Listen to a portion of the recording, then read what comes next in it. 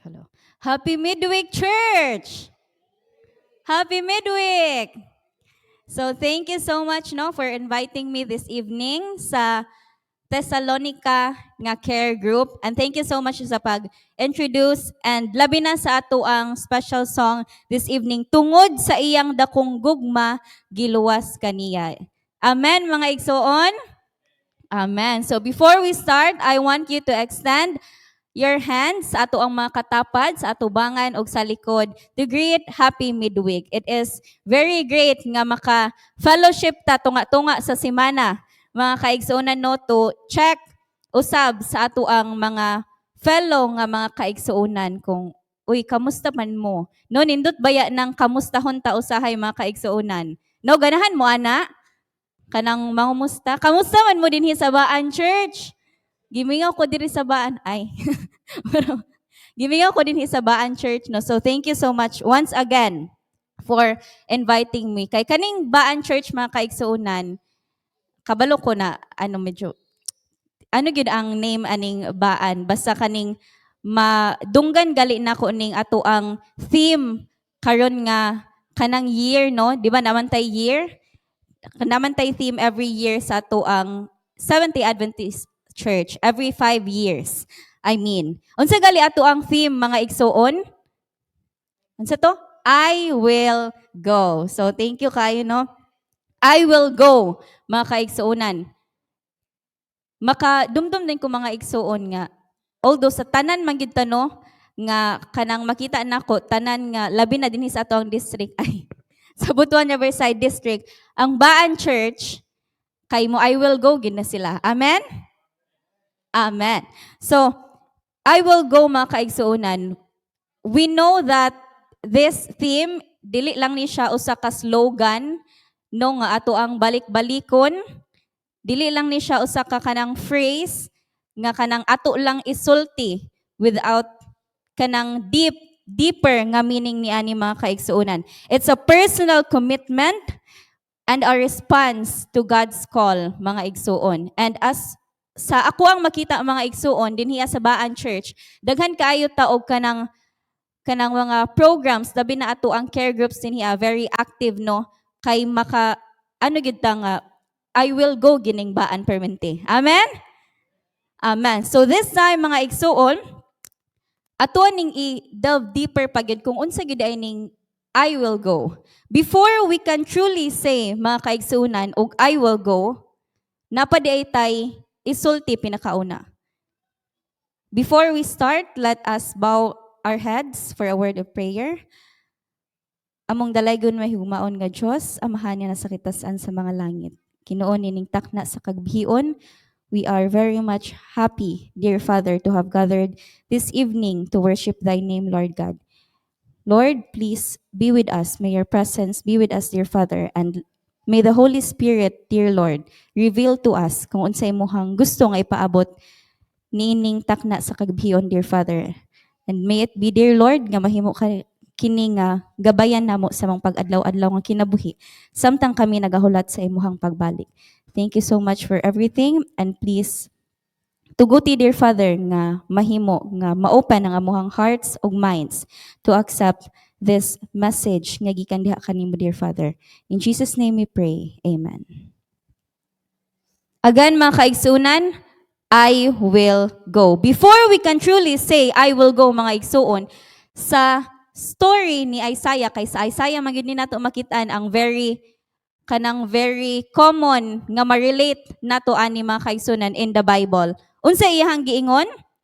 Before siya niingon og send me. Here am I, Lord.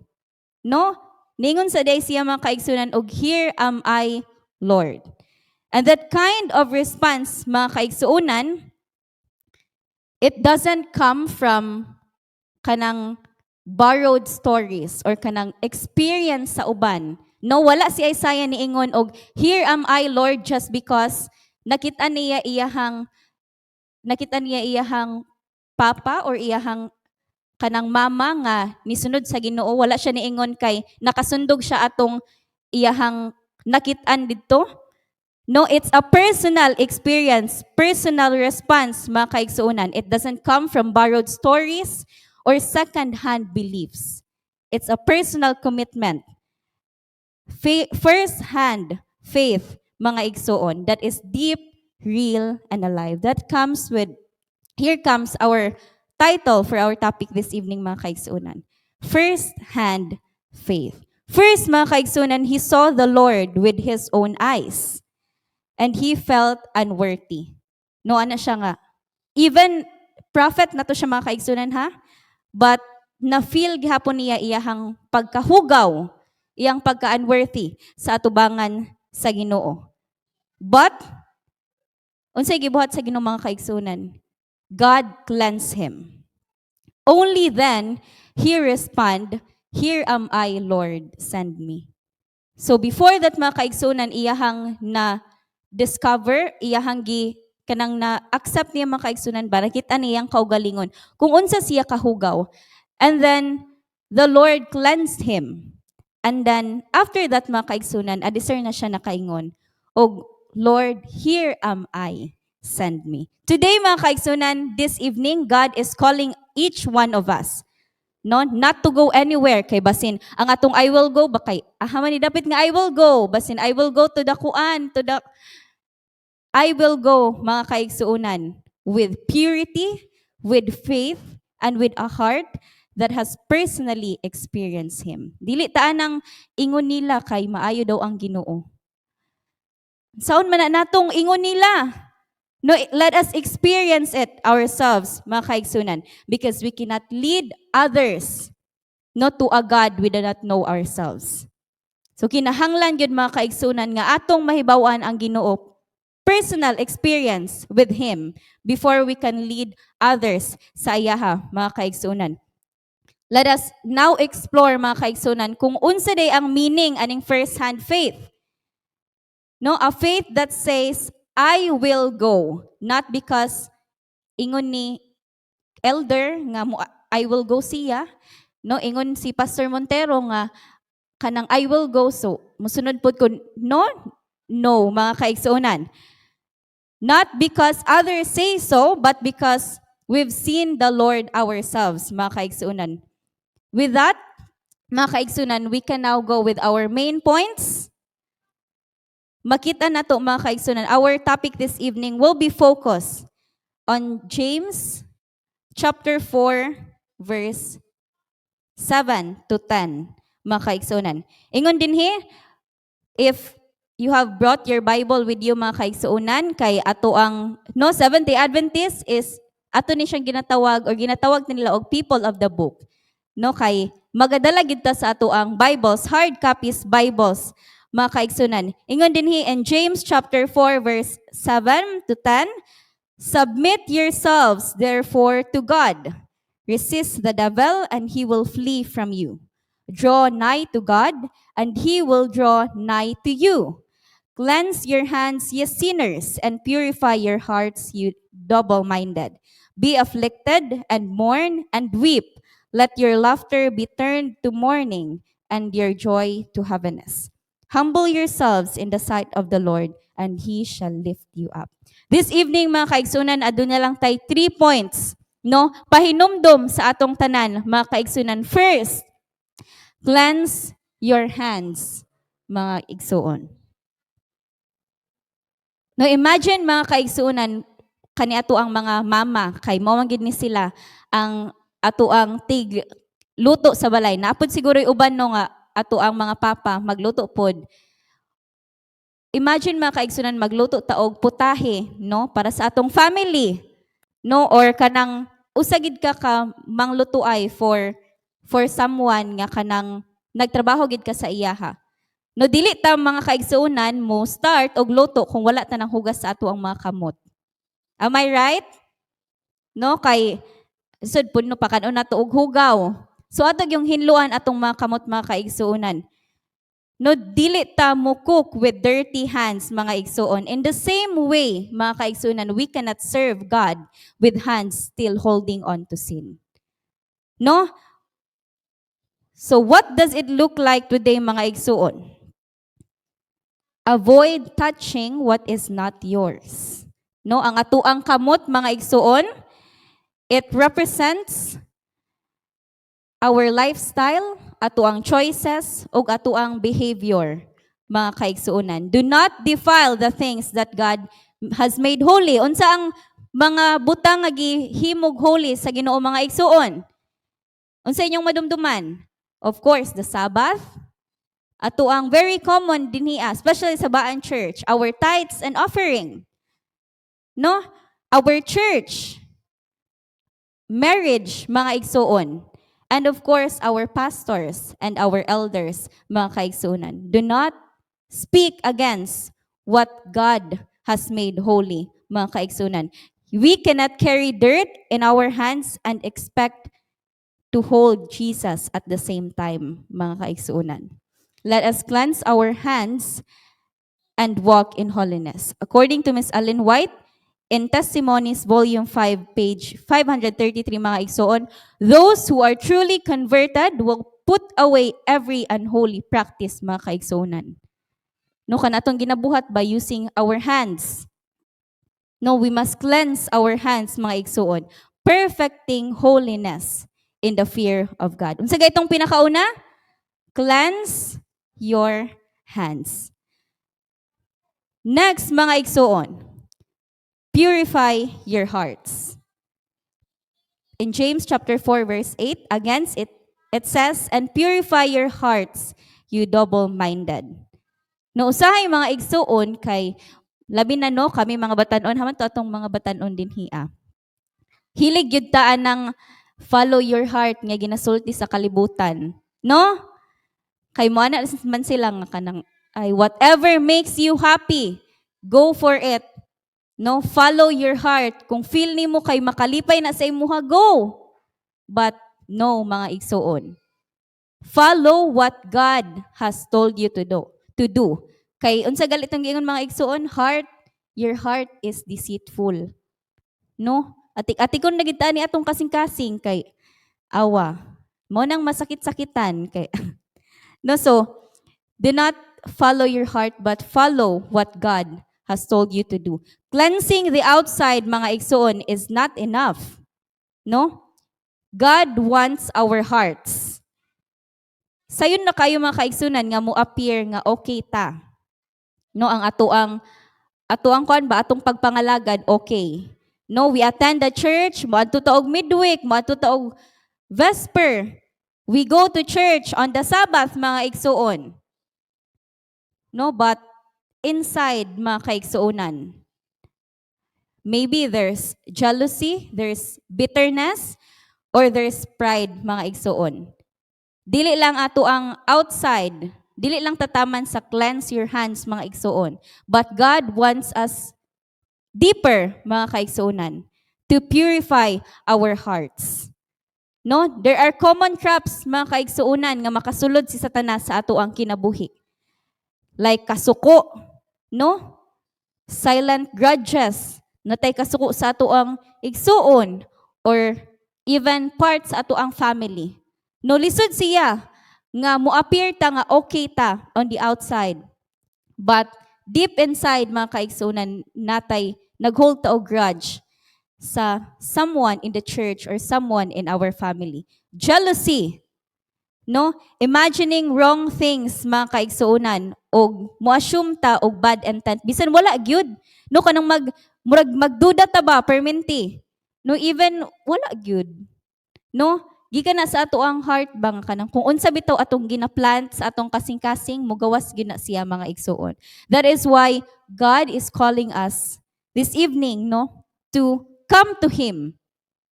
No, dili ta mag-iya-iya kay dili pud ta makaingon no nga adisara ta mo duol sa Ginoo pag Lord magtarong sa ako. No. No, we cannot do that. Kanang tarungon sa nako akong kaugalingon adisert ko mo duol sa imo, Lord. No, commit daan. No, duol sa Ginoo daan and let Him do the cleansing, mga igsuon. Don't always put meaning, mga igsuon, sa mga butang nga wala manjoy daotan. That's the devil, mga igsuon, trying to plant barriers sa ato ang mga kasing-kasing. In Steps to Christ, page 43, it says, the closer you come to Jesus, the more faulty you will appear in your own eyes. Tinuod ba ni mga igsoon? No, the more ta nga mubasa sa ato ang Bible, the more we pray, mga kaigsuonan, the more nga muduol ta kay Jesus Christ, the more nato ma-feel ang ato ang pagkamakasasala. Is it true? No? Tinuod siya no nga kanang the more nimo mahibaw-an ba kung unsa ka maayo ang Ginoo, diha pud ka makabalog yun kung unsa gid ka makasasala. No, maunang be careful ta if we are already self-righteous nga kanang ay sakto naman ko. Sakto na jud ko perminti, ako na jud ni. No? Murag ingana ra ba gyud mga kaigsuonan ang feeling pod ni Satan that he is right. But no, mga igsuon, the more we get closer to Christ, the more we realize that we are sinners. To purify the heart, mga igsuon, means to surrender even our thoughts to Christ. Kanang in our everyday bitaw, nga kanang even sa gagmay nga mga decisions nato ang buhaton, kay Lord, sakto ba ni? No, utter a prayer, mga igsuon. Gamay lang nga decision nato nga ato ang pambuhaton, submit it to God. According sa ako ang teacher, mga igsoon, our instructor sa among ethics, sa katong first year pa ko, wow, second year na, praise the Lord. Ato, according sa iha mga igsoon, decision means life. Ngano man, no, because even gagmay nga mga decisions, mga kaigsuonan, makalid gyud siya into bigger things. And mao gid na siya ang mo determine sa kung unsa ang imuhang life puhon. No, if you decide mga maayo nga butang, even gagmay pa lang nga butang karon mga kaigsuonan, mo resulta gid na siya sa puhon. And unsa na lang ka mga kaigsuonan no if ato ang isubmit sa Ginoo ang ato ang gagmay lang nga decisions karon pa lang daan. No, so dako kaayo siya og kalabutan sa ato ang future nga kinabuhi. That leads us mga kaigsuonan sa ato ang katulo nga point this evening. Look to heaven, mga igsuon. I know this is very common, no nga, kanang focus on things above, no, not focusing things here on earth. But sometimes, mga kaigsuonan, especially, no, we are very busy with our kanang pang-adlaw-adlaw ang kinabuhi ba sa ato ang mga routine. No, na din hiya estudyante, na ay trabahante, no, na ay kanang naapasabalay, na ay busy kaayo ta mga kaigsuonan, labi na sa ato ang technology karon. No, that is why sometimes we may forget sa ato ang focus. No, unsa gay nang ingon nila, focus sa goal. No, unsa man di ato ang goal sa kinabuhi? We are not called Seventh-day Adventists for nothing, mga igsuon. No, we are waiting for Christ coming. Kay gusto ta nga sa puhon makauban nato siya. Be kung karon pa lang daan dili nakakauban si Jesus, dili nakaganahan kauban si Jesus Christ. Magunsa da ita sa langit. No, magunsa da ita sa langit, mga igsuon, if karon pa lang daan we don't spend more time with him. No, if we mag-uno day ko sa langit kanang maka-question gay ko mga igsuon na kanang labi na nang magklase nami kay lagi sa engineering, puno gid siya og kanang math. Wa na mo kasabot ani mag nya mo ana ra dayon ko bang langit bitog yapon atong padulngan. Ano? So kabalo ko nga dili ta mag-answer og calculus didto. No, kay mahibaw-an na nato na pag abot dito mga igsuon. Anyways, mga kaigsuonan, look to heaven. Humble yourselves before the Lord, and He will lift you up. When you've cleansed your hands, mga igsuon, when we've purified our hearts, the next step, mga kaigsuonan, is to fix our eyes on Jesus Christ, on His Word, and on His promises, and His soon return, mga igsuon. No, we are Seventh-day Adventists. We are kanang waiting for Jesus coming. And we are living, mga igsuon, in the last days. Nasayod ko nga kitang tanan nakabalo that we are now in our last days. Nanay mga signs, mga kaigsuunan, No, all around the world, natural disasters, grabe mga igsuon, moral decay, no, kanang mga ano bitaw kanang ginadebatehan pa sa una nga bisakto ba ni dili ba ni sakto gina-accept na lang karon. No, even cheating mga igsuon, murag normal na lang siya ba? Nga kanang labi na mga batan-on karon, murag ginormalize na lang nga ing-ana ang trabaho. No? Moral decay, mga kaigsuonan, and it's one of the signs of the times. As Seventh-day Adventists, we are called people of the book, mga igsuon, not just because we always bring our Bible. No, dili lang kay wala ta gitawag og people of the book kay kanang nagdala-dala tag Bible permanente. It's because we read, we study, and we live by it, mga igsuon. Amen? Yes, so do not settle, mga igsuon, sa ingon man si kuan, no, experience man gud ni pastor, experience man gud ni elder kay kuan. No, do not settle for second-hand faith. No, but first-hand faith, mga igsuon, it says, I read this myself. I experienced Jesus myself. And I met Jesus in prayer. He spoke to me.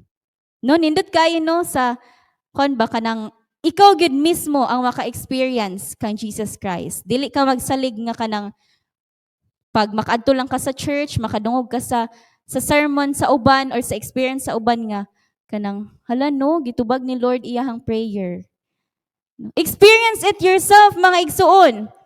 Kay naay customize nga blessing ang Ginoo para sa imuha. No, ganahan ba tawag mga customize. Ako mga kaigsunan ganahan jud kog color pink. No, so if mahimo pa lang tanan ako gamit, himuon ako color pink. Except sa sanina kay magdili ko bagayan. No? If mahimo pa lang mga kaigsunan nga i-customize na ko tanan into na og kung ako guri mag-design sa ka-building pohon, no, color pink gyud siya tanan no. So nindot kay siya mga kaigsunan that customize ba ang blessing nga para sa imuha?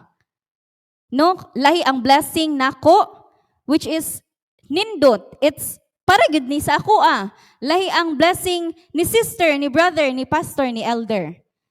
No? Kay customize na nga ihatag sa Ginoo sa imuha, mga kaigsuonan. You've heard people rave, mga kaigsuonan, kanang makadungog ta nga kinsay nakailaan ning wagyu nga beef.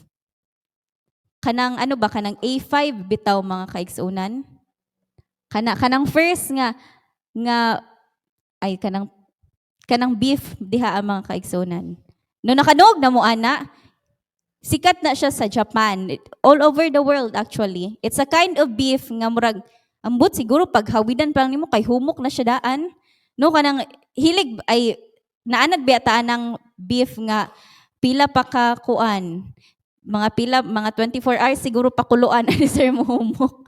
So ay gana mga kaigsunan no. But this beef, mga kaigsunan, na siya kanang prior nga mga ano ba ginabuhat sa iyaha para mahimo siya nga kanang tender. Unya lami gud siya, mga igsuon. No? Makadungog ko ani nga mo like kanang sa mga vlogs, lami daw lagi siya, mga kaigsuonan. No? Nya tuo-tuo ra pud ta kay ingon Manila. But wala gid ta ka tilaw nini, mga igsuon. Biba sinay nakatilaw og kani nga beef diri sa Baan Church. Wala pa gyud no. Ako pod. Pohon. No, so moingon sila, mga igsuon, nga lami daw, but we've never tasted it, no? We only knew about it, mga kaigsuonan. It's the same with God, mga igsuon. We've heard about Him sa church, no? Ang ato ang experience, ato ang igsuon, sa ato ang kauban nga batan-on. But sometimes, makaingon ta nga, wala tay own nga experience with Him. Night sa testimonies, sa Sabbath School, especially no, sa ato ang Mission Spotlight, wow, ka-amazing sa iyahang kuan, iyahang story. No, kanang sa atong Sulads missionaries, 10,000 missionaries. Maminaw ta ba nga, hala ka, amazing no, labi na tong sa Sulads, mga igsuon, nga kanang na-prove gid bitaw nila that God is with them. No, ano ko ba nga, Grabe. Grabe ka, amazing.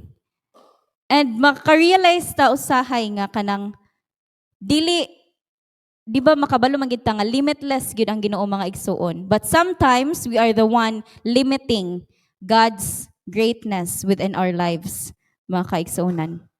No? It's the same with God, mga igsuon. Until you taste Him yourself, mga kaigsuonan, you'll never understand how good He truly is.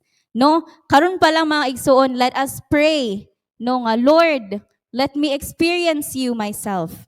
No, let me understand your greatness. No, Lord, pasabta ko sa imuhang pagpakamatay sa cross.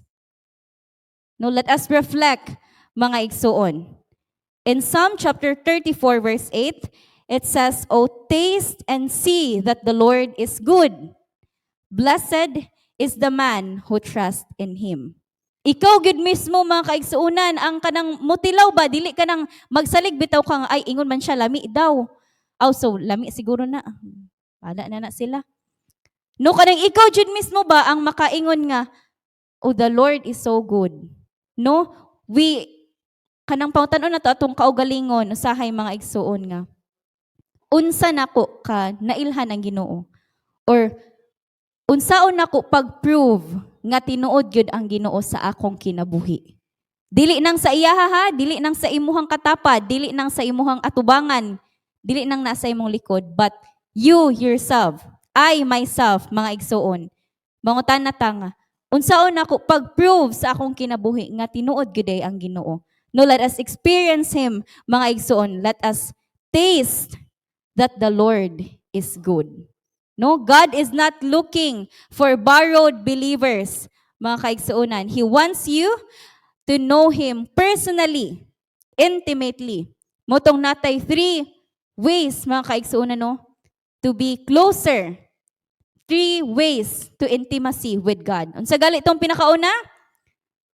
Cleanse your hands, purify your hearts, and look to heaven, mga igsuon. Like Isaiah, mga kaigsuonan, after seeing God's glory, Baan Church, will you say, "Here am I, Lord, send me"? No? Here am I, Lord, send me. And together, mga igsuon, we will experience the promise that the Lord have said in Revelation chapter 22 verse 12. It says, "And behold, I am coming quickly, and my reward is with me to give to everyone according to his work." Mayong gabi mga kaigsunan og happy midweek kanatong tanan.